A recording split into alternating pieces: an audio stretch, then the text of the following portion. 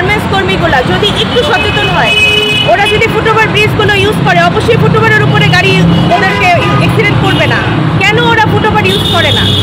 মেয়েরা একটা foot over bridge use করে না, অথচ চেয়ারম্যান বাড়িতে একটা ফুটওভার ব্রিজ আছে, সেতু ভবনের সামনে একটা ফুটওভার ব্রিজ আছে, একটা ফুটওভার ব্রিজ এরা ইউজ করে না। এই যে অ্যাক্সিডেন্টগুলো ড্রাইভার, শুধুমাত্র ড্রাইভারদের না, অ্যাক্সিডেন্টের জন্য ড্রাইভার, এই মেয়েগুলো এদের জন্য দায়ী।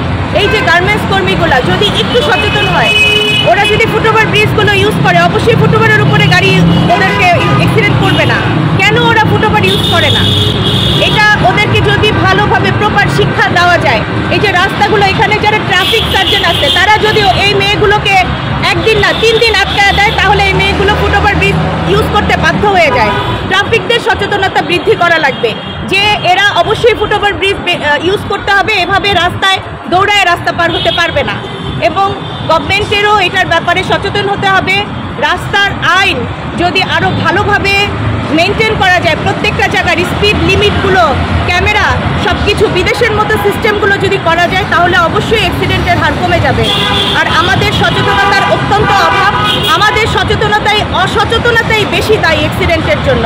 এই যে এখনই দেখেন, এই যে 3টা লোক আসতেছে, এতক্ষণ পরে, সারা দিন পরে গাড়িগুলো ছাড়ছে, গাড়িগুলো যদি জোরে টান দেয়, এরা যদি অ্যাক্সিডেন্ট হয়, দোষ হয়ে যাবে ড্রাইভারদের।